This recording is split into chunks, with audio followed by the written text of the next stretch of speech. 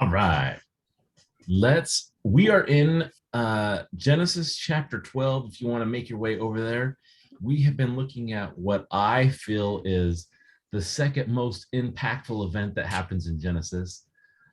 We talked a lot about that last week on why I felt that it has the biggest impact, greatest impact on our lives. Um, we're going to continue that. We didn't finish the verses, so we're in Genesis 12. This is actually just some context for Genesis 15, which is the passage we will get to eventually, maybe hopefully today, and we'll get through that, and then we'll start our other study, which I think is going to be Colossians, but we'll see. All right.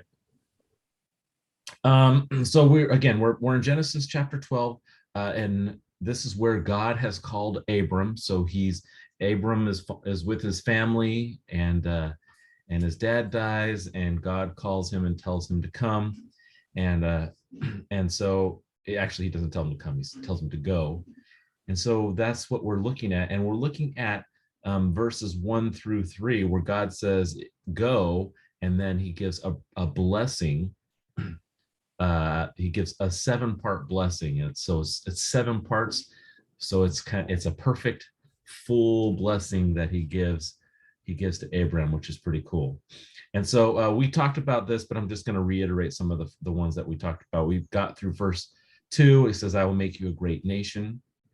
So the first part of this blessing, or this promise, is that he'll make him not only a nation, but his family will become a great nation. And so he'll be like a top tier type of nation.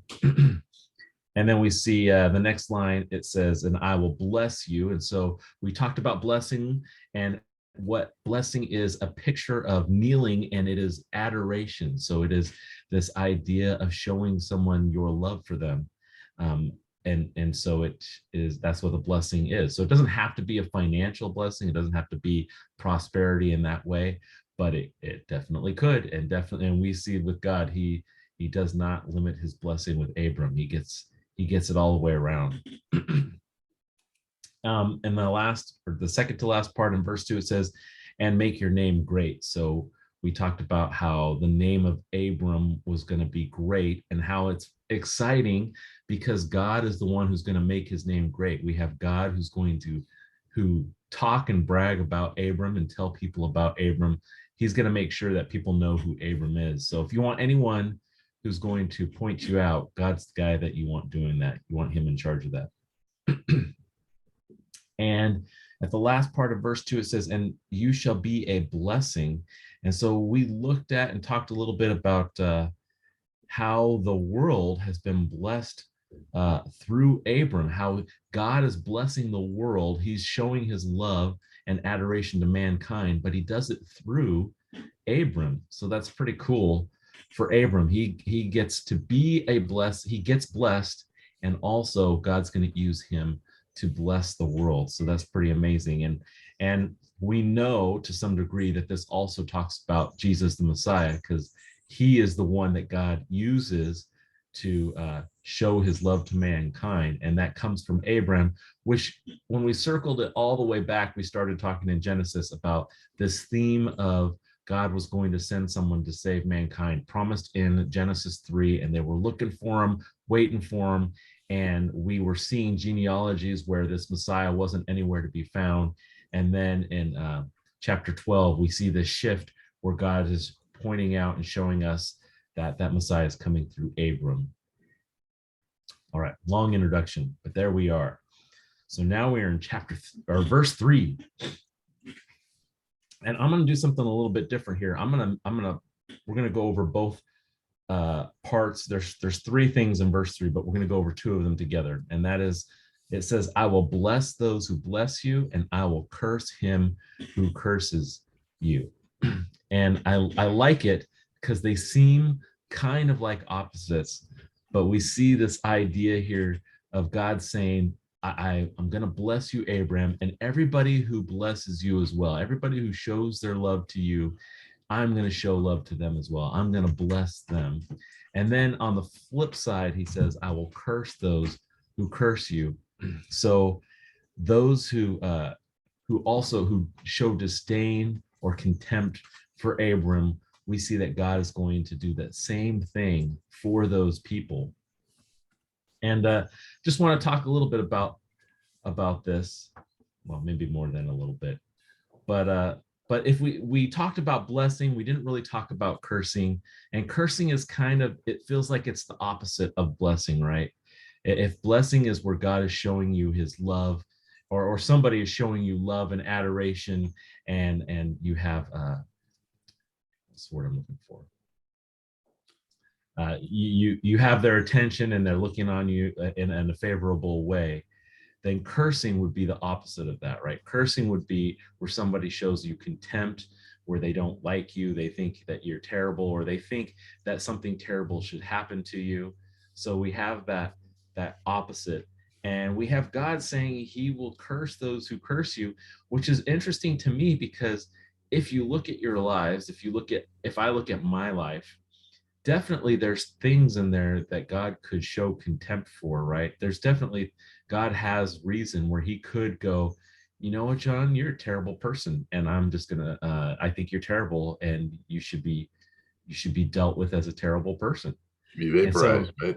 that's, well, he could vaporize me, he could smack me around, he's got lots of options, but he doesn't do that, right? He says, no, instead, I'm going to do the opposite of that. Because I love you, I'm going to show you my love. And so he does that to me instead. So I get to receive blessing from God, although he's in his every right to curse me.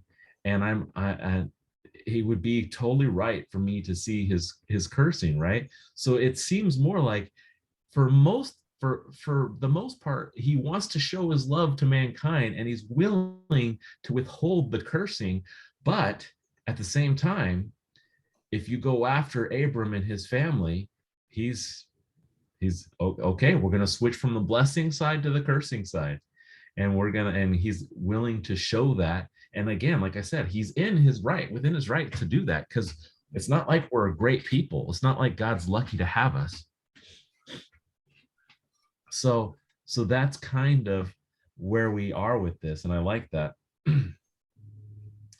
um I mentioned this a little bit last week, so I'm going to talk about it some more this week. And it was really interesting. As I was preparing for this last week, I was listening to a podcast, and there was this great story in there that dealt specifically with this. Of course, they weren't talking about it in this manner, but as they were talking about it, I was like, oh man, this fits so perfectly. And so that's why I kind of wanted to stick those two together. It's a podcast called Freakonomics. If anybody's interested, I'm definitely willing to share a link with you so you can listen to the full podcast. It's very interesting. But there's this event in the 1930s in Germany where we get to see both sides of this promise that God made to Abram. And so what happens is in Germany 1930, this is pre-World War II, right as we're leading up into World War II. There are lots of Jews, there are some Jews in Germany at that time. And one of the interesting things that is that the Germans took meticulous notes about everything. And so there's these economists that are able to go back and put some things together and figure some things out. And so there's this economist who was curious about what was the impact of the Jews being expelled from Germany. What was the economic impact of that? And so he did some research and found it. And so I just wanted to share some of that information with you, because I think it shows both sides of this. Before the 1930s, in the early 1930s, before the Nazis came to power, there were plenty of Jews in Germany. There wasn't, a ton, but they made up about 0.8% of the population in Germany. So there were some. Now that's not a lot. 0.8%. That's how much was there. But they were disproportionately put into managerial positions. And when I say managerial, we're talking about senior management. We're talking about general managers, CEOs. They might not have had those types of titles during that time, but there were lots of Jews who were actually in um, in these positions of power. In fact, it was 15% of the senior management in Germany, of the companies that were in Germany, were run by Jews. And so think of how disproportionate that is. There's only 0.8% of the population is Jews, yet 15% of the companies have Jewish leadership. And so what we see, which is interesting, is before the Nazis come into power, they actually are having a positive impact on Germany. They are, in a sense, they're blessing Jews. They're putting them up in prominent positions. They're able to work in these particular ways, and they're having a positive impact. And one of the statistics that they said was interesting is if you looked, excuse me, if you looked at Berlin, the capital of Germany, during the 1930s, before they were expelled out of Germany, they were paying roughly 30% of all the taxes in Berlin. And so a very small amount of the people in the city of Berlin were paying the majority of or were paying a large part of the taxes. And so the government's using that, for their people. So they're actually blessing, God is using this to bless the people in that area. And you can show in an economic sense how big of an impact that they're having. But then the Nazi party started coming into power. You guys know all of this. And they started kicking the Jews out as they were coming to power. They did this even before the Nazis were fully in power and before they started making laws that said you had to do whatever to Jews. The companies were starting to kick them out. They were starting to switch their view on the Jews from looking on them favorably to looking on them with disdain. They were starting to curse the Jews, and they were kicking them out of the companies. And so they were removing them from these high positions of authority, high positions of leadership in the companies. And so what they found, what this economist had found, is the companies that did this and were kicking the Jews out, their economy, the value of the companies dropped tremendously. And he said one way that you can measure it is you could look at the share prices of these companies, and once they removed the Jews from these prominent positions, their company would their shares would drop by 10 to 12%. So they're dropping.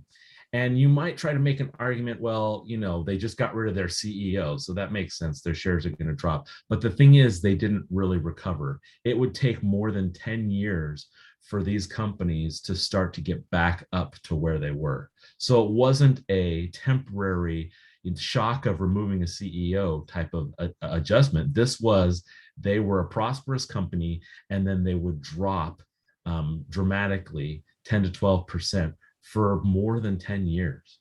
And so this is crazy. So this guy, this economist, he looked at the GNP of Germany, the gross national product, and he found that once they had done this and removed the Jews from all of these prominent positions, that their gross national product dropped by 1.8% as a direct result of this. And this is him going through all the records, finding out who all the leaders and CEOs of each of the companies are, and if they're Jewish and if they got removed and all of this. And so just from them doing this particular thing, their economy dropped almost 2%. And so we see this shift of they went from blessing the Jews to they went from cursing the Jews, and then they fell. But they didn't just drop in economics, right? They didn't just drop financially. Nazis are a curse, right? If you call somebody, hey man, you're acting like a Nazi, that's a curse. That's a bad thing. So they went from the end where they didn't realize that they were being blessed to this point now where everybody knows that that's a curse. That's a terrible thing.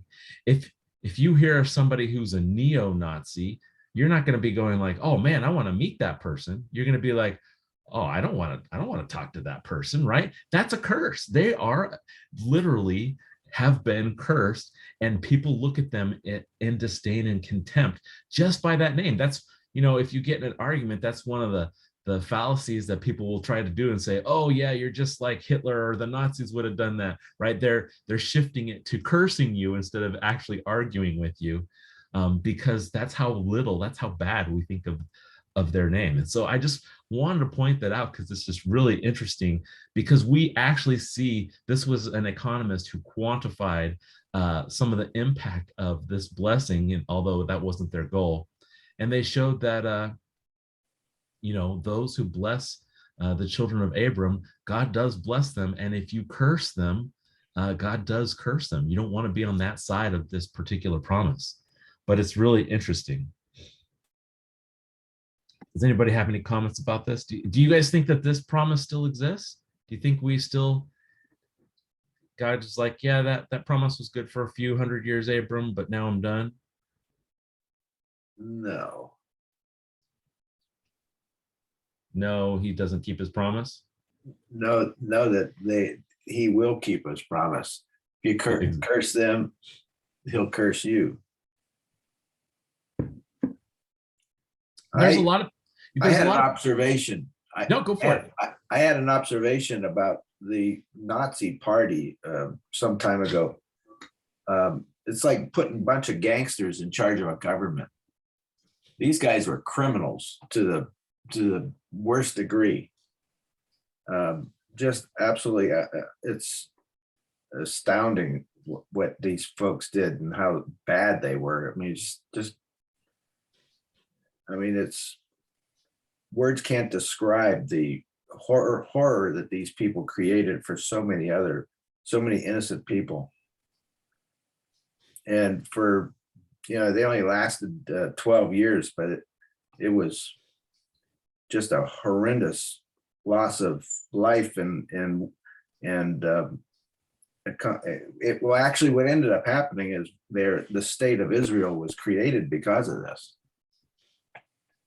This ultimately, the plan was that Israel became a state again.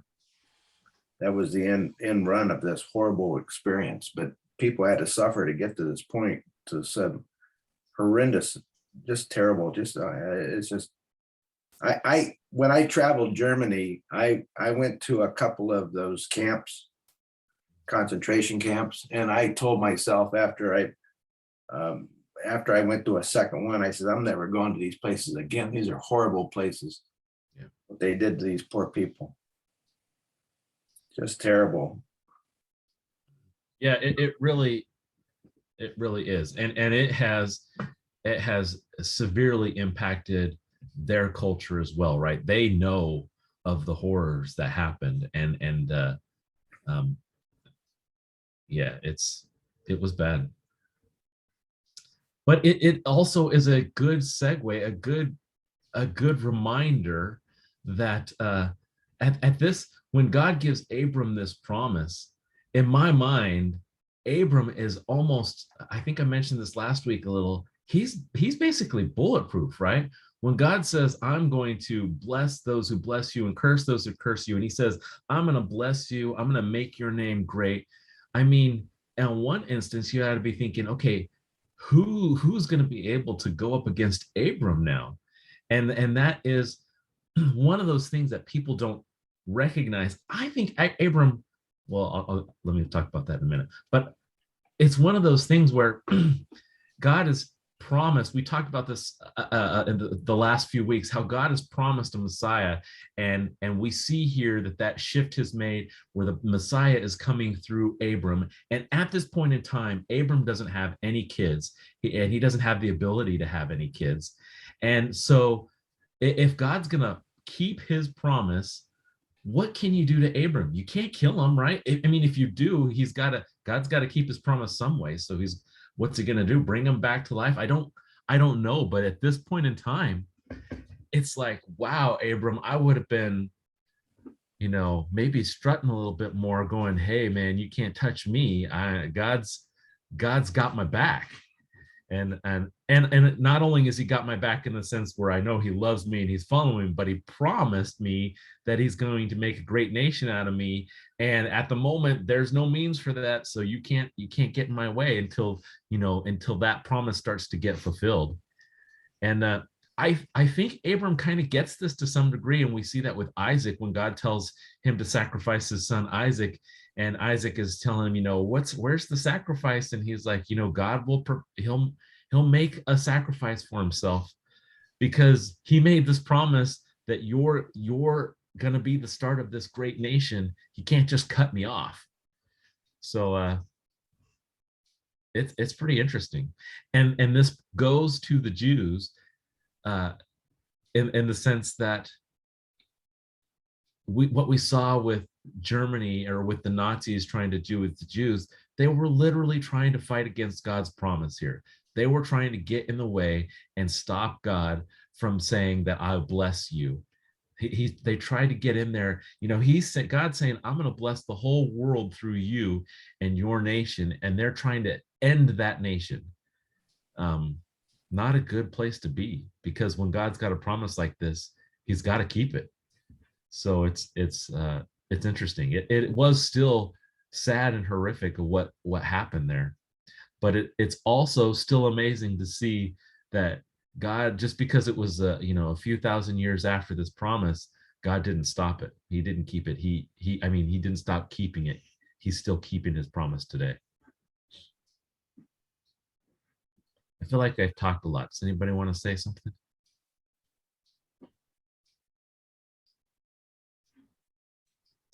All right, then we'll move on to the next one. And so that is in the last part of verse 3. It says, and in you all the families of the earth shall be blessed. And so we see this, God's plan again. He's iterating this. So he says it in verse 2, he says, and you shall be a blessing. But then here in verse 3, he's saying, and in you all the families of the earth shall be blessed. So what I like this part about all the families of the earth. See you later, Bill.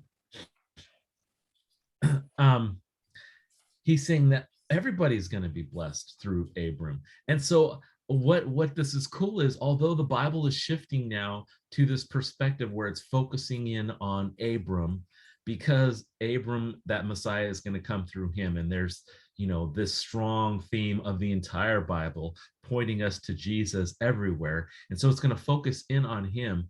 The key thing that we want to recognize is God didn't drop the ball with the rest of the world. He didn't remove his eyes from the rest of the world and say, okay, now I've got Abram, I'm focused in on him, and forget you guys, I got my people. Instead, what we see here is God's still planning on saving all of mankind. He's still planning on blessing all of mankind, showing all of mankind that he loves them, but he's going to do that through this particular family.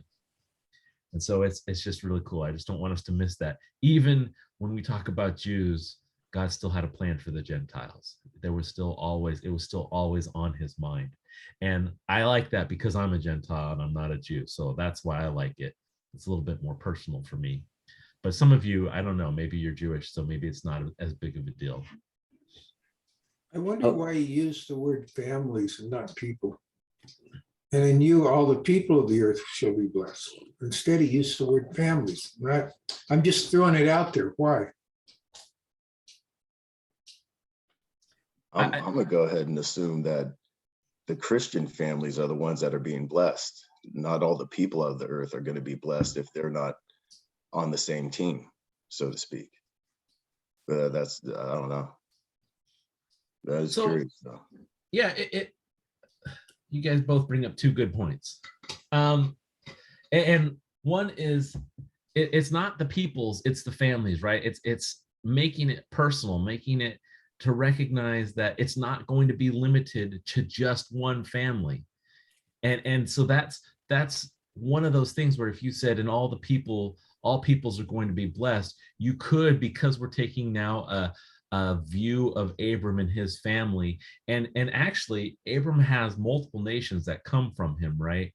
You could try to take this view and say, well, he's talking about all those children of Abram and all the people that come from him. And I think God's making the point that, Abram's coming from this family from Terah and all those. We just, again, in the previous chapter, what we saw was a list of families. In chapter 11, there's just a genealogy that's showing us all of these different people. And God's saying it's all those families too. All those families are included. And then John, one of those things that that is really cool in pointing out is, although those who aren't Christians, those who don't follow Jesus, although they don't get to experience the fullness of this blessing, they still do get to experience some of the blessing, right? Their lives are still improved by their. If you go and look historically at the top scientists of the world, a lot of them are Christians. A lot of the ones that have invented things, came up with these great ideas, those people who follow Jesus, they've had a big impact on this world, a big positive impact on this world. And though they still get to experience the blessing because God's still trying to get their attention. He's still trying to show them that he loves them and he wants them to know him. But there will also be a day that if they reject him, they'll get to go to a place where they'll no longer experience any of those blessings. And that's rough, because some people get this idea that, well, you know, all the cool people are going to be in hell and it's going to be all this fun place. And it's like, no, you missed the point, because right now you get to experience fun, and, you know, you get to experience some of those great things that happen because God's blessing you. But when you go down there and you go into hell, there's no more of that blessing. It's all taken away because you've said, I don't want to have anything to do with God. And so God says, okay, then you can go to a place where you won't have anything to do with me. And he's the author of all the good stuff. That's right there in the Bible, just like that, all the good stuff. I looked up the word family, and it has a wider definition for it. It has clan, tribe, people, nation, species. So I think it's good that he used family, but I think he also meant a wider scope, that because everybody somehow belongs to a family. But I love the aspect of you know, that in you all the families of the earth will be blessed, but also a couple of verses or a couple of words before that, the cursing, if those who curse you. We were talking in our study of Jonah, how Jonah, like, his obedience and his disobedience was spilling into the people that were around him immediately. And we see like a trend of that throughout all of history, both in the Bible and outside the Bible. Like, you know, your obedience or your disobedience will spill out into the people around you. And it's interesting that here, as God is promising Abraham blessing, those people who are associated with them are kind of like, you know, are blessed by association. So it's really pretty awesome. Outside of the concept of Jesus, though, you wouldn't be able to make sense of that, how all the families in the earth will be blessed. But I love that you know, the gospel aspect of it. But, yeah. And we don't want to miss that. We don't want to forget that, right? That the primary way that God blesses mankind is his revelation through Jesus. And this is the key point and this is the key point why I say, hey, this has the biggest impact on me, because Jesus has the biggest impact on me today and tomorrow. And I'm expecting through all eternity, for, you know, until there's no more time and past whatever that means after that. Jesus is the one who's impacting my life the most. And here we have this promise that's for me. That's for me as a non-person, a person who doesn't belong to this nation of Abram. So I really like that. Yeah. But also we don't want to just say, well, this promise is about Jesus and just cut it off there and say, okay, it's just about Jesus, because it's not. It's broader. He didn't talk just about a Messiah here. He's just talking about blessing. And so it's kind of cool that God keeps his options open here, right? He's like, I'm going to bless you. I'm going to send the Messiah, but I'm going to keep my options open. I can do it other ways and other things too. I like it when God keeps his options open. It's always a positive. All right.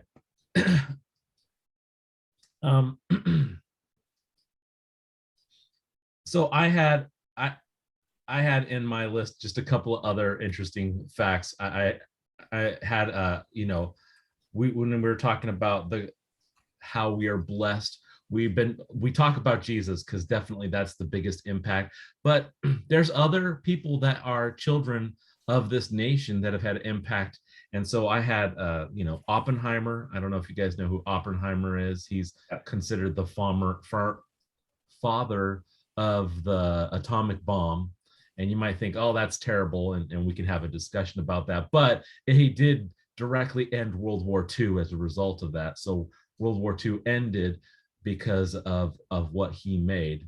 And that was positive, I think. But again, we can have a discussion about that.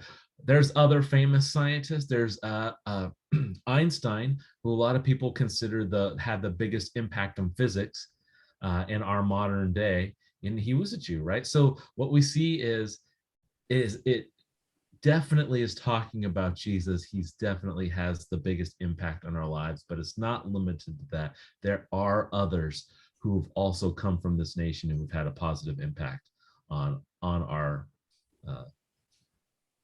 culture or history.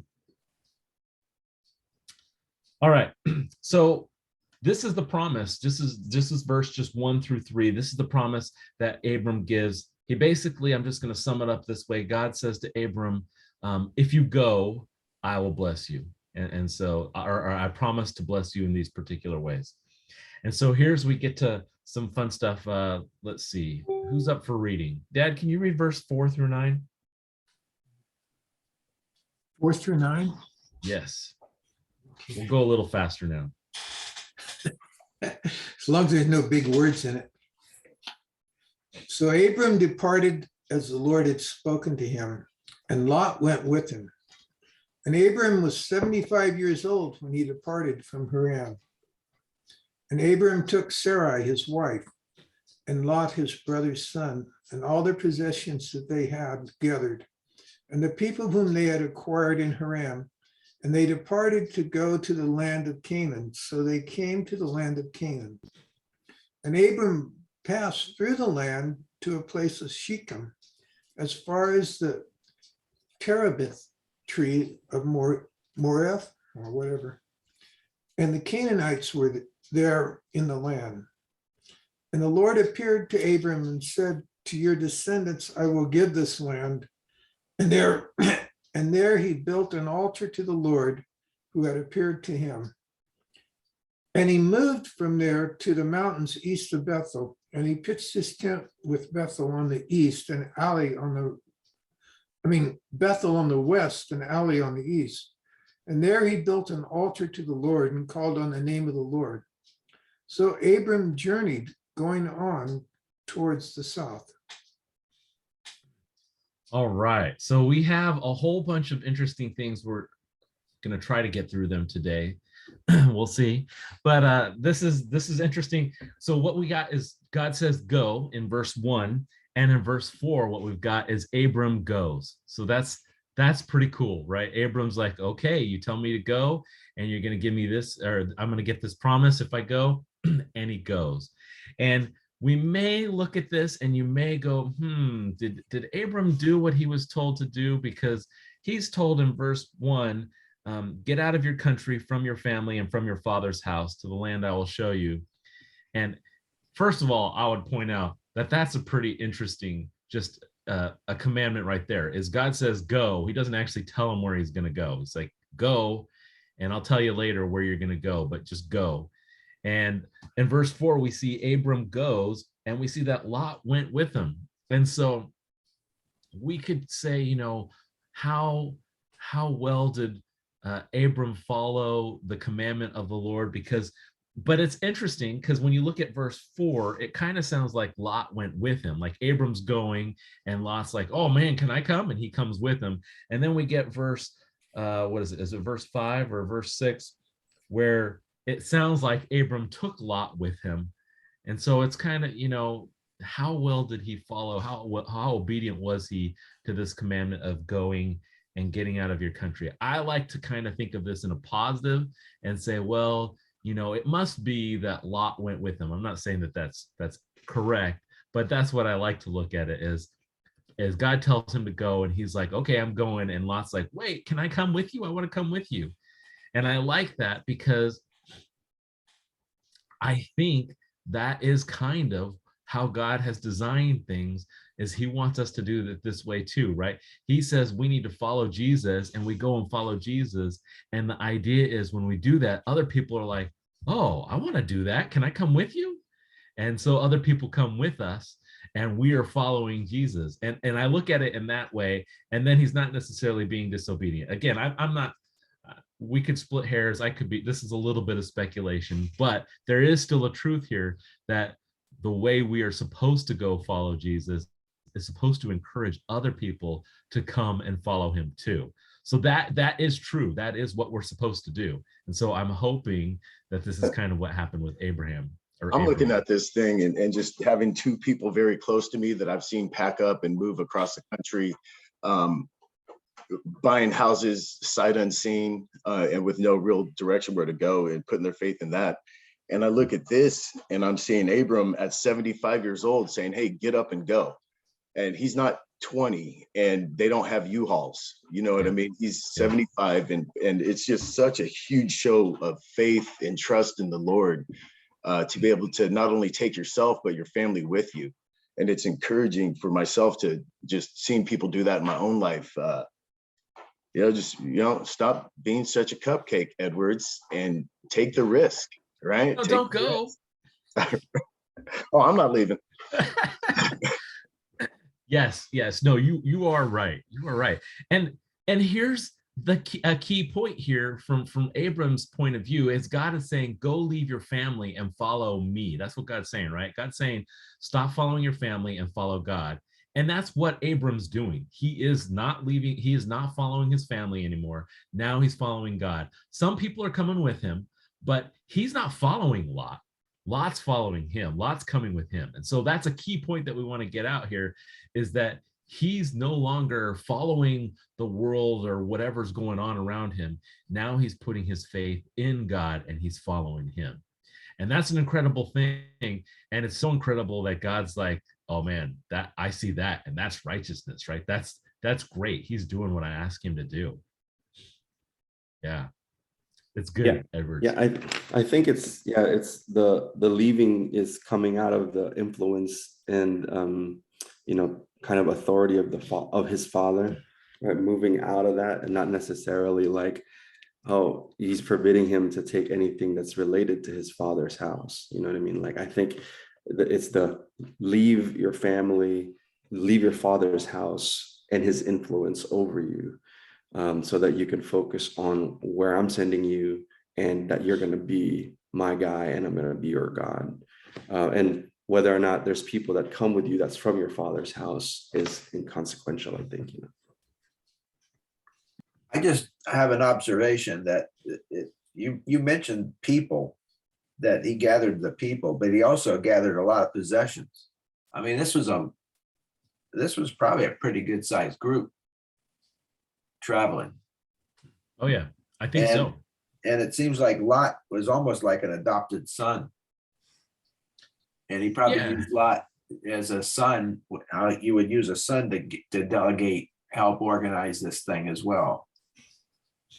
I mean, that's totally plausible. It's totally possible, right? Because Lot's father died early on, and he's still part of the family. So it's quite possible that Abram's seen. And again, Abram doesn't have any children, so maybe he's like, I don't have any kids, so my nephew's the next best thing. So I'm going to take him, and treat him like my son. That's quite. It makes sense. Yeah. So one of the things another thing I find interesting here is that God tells Abram to go, and he doesn't tell Abram where he's going. And yet in verse 7, what we see is they're going through the land of Canaan. And in verse 7, it says, then the Lord appeared to Abram and said, to your descendants, I will give this land. And there he built an altar to the Lord who had appeared to him. So they're going through the land of Canaan. And then God gives them another promise and says, hey, this land, this is going to belong to your descendants. Now I'd be like, oh, sweet, this is where I'm going. I'm just going to stop right here, set up shop, and let my kids, grow up, although he doesn't have any yet, and let them take over in this area. But that's not God's plan.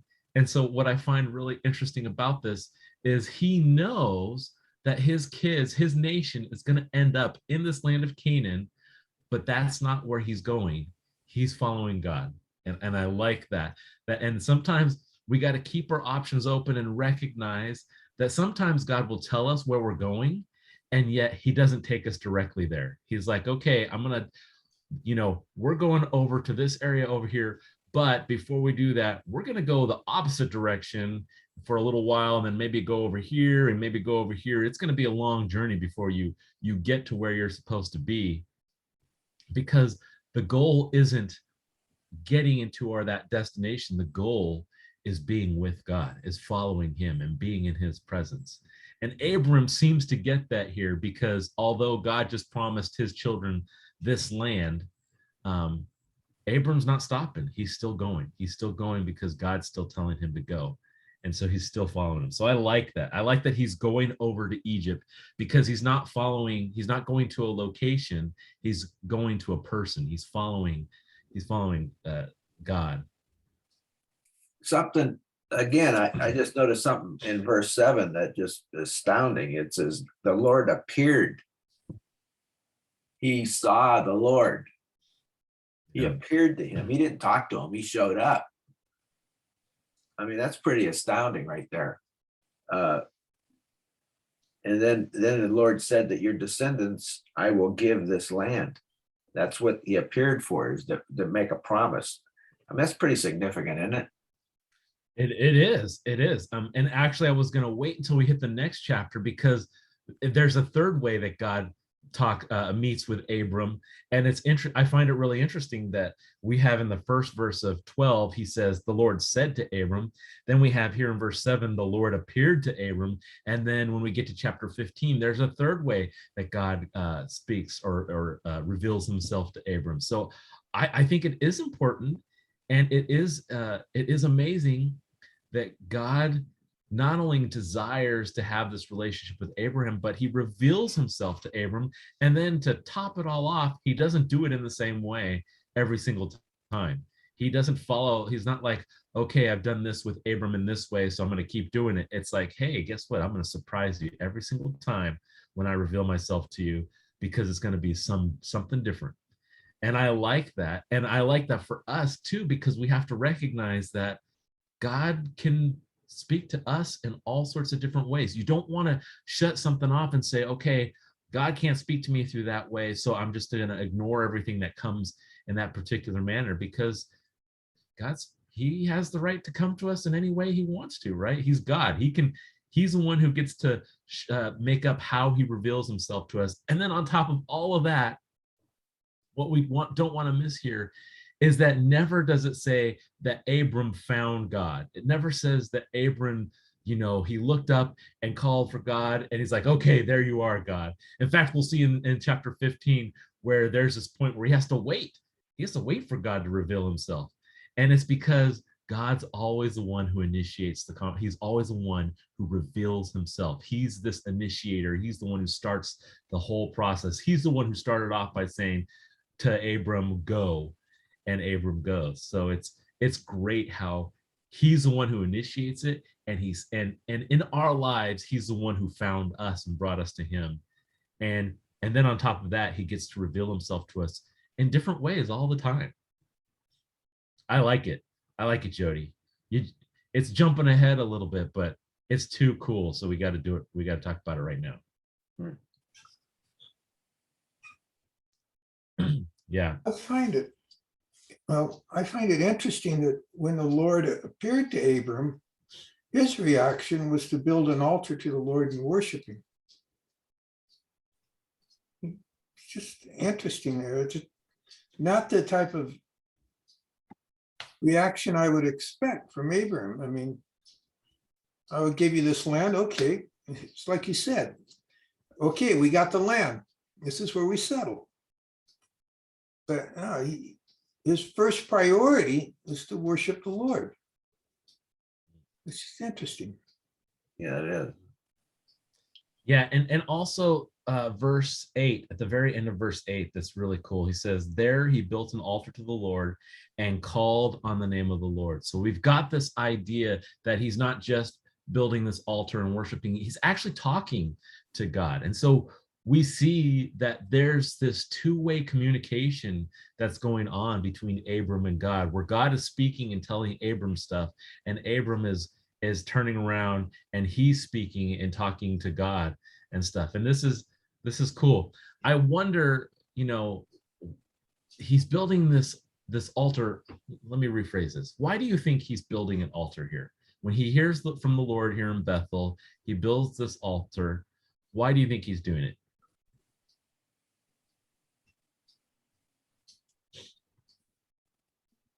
I think he's setting an example for all the people that are with him. Okay. I think he's saying, okay, we're traveling, but this is why we're traveling. Yeah. So I think it's an example he's setting. Yeah, I echo that too. And then I also, I think also just kind of a blessing and a reverence of the area that God has promised to him. This is ours. We're gonna sit here. Let's bless the area. Let's recognize it. Let's give honor to God for all that he's brought us through. I'm not sure the distance between where they started to where they got to. I think, maybe a lot of emotions during that time. They've traveled so long. God has finally given them to this area. It looks really pleasurable. And it's, maybe a euphoric moment. And they just want to, kind of express their thanksgiving to God in this moment and for the future as well. So a blessing for right now and then a praise for now, but also a praise for the future, and maybe even a prayer for the future as well over the land, because the Canaanites weren't really God worshiping people. I have another observation that your father just brought about. The Lord called, he built an altar to the Lord and called on the name of the Lord. And the observation is there's a gang of people with him watching him do this. There's a lot of witnesses with this group watching him do this. I mean, this I don't know what this means, but it's just an observation. Anybody got any thoughts on that? I think that these are all good points, and I wouldn't be surprised if there's multiple reasons why he builds the altar. I wonder if one of the reasons also is that he recognizes that this is such a special time because he's speaking to God and God is speaking to him. He's like, I don't want to forget this. And so he's like, I'm building an altar so that anytime I walk by here, I can see that and I can remember this is a spot where I was meeting with God and God was meeting with me. And we had a conversation in a manner that I've never had before. And so I wonder if there's that aspect of it too. I suspect there's an aspect of, there's a worshipfulness of, hey, I'm worshiping you because you are an incredible God. And I know that you're my God. I know that you're real. I mean, I think there's multiple reasons for this. And that's why I was wondering what you guys think, if you have any other reasons why you think he might build this altar here, because it's pretty cool. I remember a while ago, I had this experience too, where I had heard from the Lord in a cool way. And I was talking to March about it. And March is like, John, you got to write this down. You got to write it down so you don't forget what this is like. And I think this is Abram's way of writing it down, right? So he doesn't forget what it's like. But I'm sure there's other aspects of it too. What do you guys think? See what you're saying, Jody, about doing it and worshiping and singing praise in front of other people is important as well. Just because not only does it bring glory to God and show where it comes from, but it allows other people to express their joy too. Sometimes it takes somebody to break the ice, so to speak. I think about a time I was hiking, and dude I was with out of nowhere just shouted out hallelujah. And it's the first time I'd ever seen it done in that experience before. And I was kind of taken aback and didn't know what to do. And I was just thinking about that love of God and what he created, and to be able to express that. And it made me think like, okay, I can't wait for my next hallelujah moment. So yeah, Jody, I think being able to do that in front of other people it's just a really cool thing. And I'm sure it was a profound moment for those that witnessed it. I also think that because he's not in his father's house, he's now the patriarch, right? He's acting as the patriarch, leading the family that's now given to him. And so this is kind of like almost a official commemoration that that he's following the Lord and the Lord is leading him. Because it's shifted now, right? So now he's doing the most appropriate thing. Question. At that time, did anyone, I assume God is only speaking to Abram at that time. So would the family have any knowledge that he's in communication with God and this is the reason why they're moving, et cetera, et cetera? Or at this point when he builds the altar, now it's kind of a outward proclamation of why we're here, what we're doing, et cetera, et cetera. Just a thought. Yeah, I wouldn't assume that God is only speaking to Abram at this time. We'll see. Actually, we won't see because we're going to skip it. If you go a couple of chapters, you'll see that there's this guy named Melchizedek, where God is clearly speaking to him. He's a follower of God. There are other people in the world who are followers of him, and in some way, God is revealing himself to them as well. They aren't the one that the Messiah is coming through, so the Bible doesn't focus on it. So we don't know to what degree this all happens. But as far as Abram and his family, we don't know how much his family knows about all of this at this point. We'll get to chapter 15. Well, actually, I think now what we see when him building the altar, it's pretty clear to the rest of the family that they are following Abram's God, who is Yahweh. But I don't know to what degree, because he's at this point in time, he's leading his family and they have to follow him wherever he goes. So I don't know. I don't think we get to know the extent. We're just assuming that they are knowing. Jason has something he wanted to say. He knows. Jason knows. No, I was looking at it I wasn't using scripture. I was looking at it as being a married man and just simply said, wife, let's go, Sure.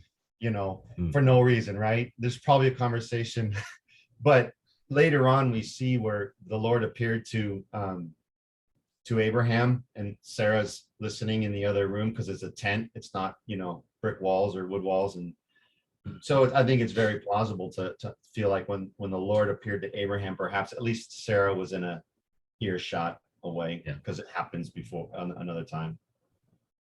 But I'm going with my first story, man. I'm going to talk to my wife and tell her what's going on. Amen. That travel by mule was going to be a lot longer than a car ride,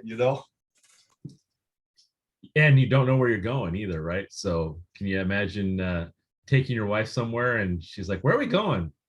Now, This way. I have a different opinion on that one too. I pushed back on that. Yeah. Yeah. I love word studies, but I feel like sometimes words can trap us in our thought. Because I look at this and I said, I'm just going to say something to March. March, I'd love for you to leave your land, bring your family, travel down to San Felipe to the land I'd like to show you. Showing doesn't necessarily mean tell, right? It can mean I want to present something to you. It doesn't mean he didn't tell him what he was going to present. And then I look at verse 5, when he had gathered everything together, and it says, and they set out for the land of Canaan. That tells me he knew before he left where he was going. Except that's not where he's going. Canaan. And then it says when they came to the land of Canaan, but the land of sight. But in verse 10, they start going to Egypt. So they in verse 9, it says, so Abram journeyed going on still toward the south. So yeah, but Canaan was the land you wanted to show him. That's true. That's not where they're. But that's not where they're going. No, that's not their final destination. But in verse 1, to the land I want to show you, he's referring to Canaan. I see what you're saying. Saying. You're saying that Abram knew they were going to Canaan from that because that's where he was going to show them. Yeah. I see. I was making the point that they don't actually necessarily know where their final destination is. And that might not even be true. He doesn't know how he's going to get there, because they get to Canaan and then they still keep going, and they do a little bit of wandering before they end up where he finally ends up. So it's it's interesting. Doesn't take away from the story. It just Any is- way that you do that, convincing your wife that you're going somewhere in that manner would be difficult if she didn't know why you were doing it. That is correct. I look at the altar too as that's how they had to approach God. When you look at the priests, when God sets up the temple and the priests, the first thing they had to do was to sacrifice. They had to go to the altar before they could make their way into the Holy of Holies. And I just wonder if that was kind of when God shows up, the first thing they got to do is they got to build an altar, because they know that, Cain and Abel, right? That's how they had to approach the Lord through that altar, through that sacrifice. So I wonder if that's just something that they were accustomed to doing. I think you just opened up a can of worms, and we're already over time, because That's my specialty, man. then we should talk about, well, how does Abram know to do this? I'm on Mexican time, not American time. Because the law hasn't been given to Moses yet, so they don't. How do they know? How does Abram know the proper way to approach God at this particular time? Which is a fun and interesting conversation, but we are out of time, so I think we're just gonna have to make Jason come next week and have him explain all of this to us, because this is pretty cool. Unfortunately, I won't be here. All right. I'll wait till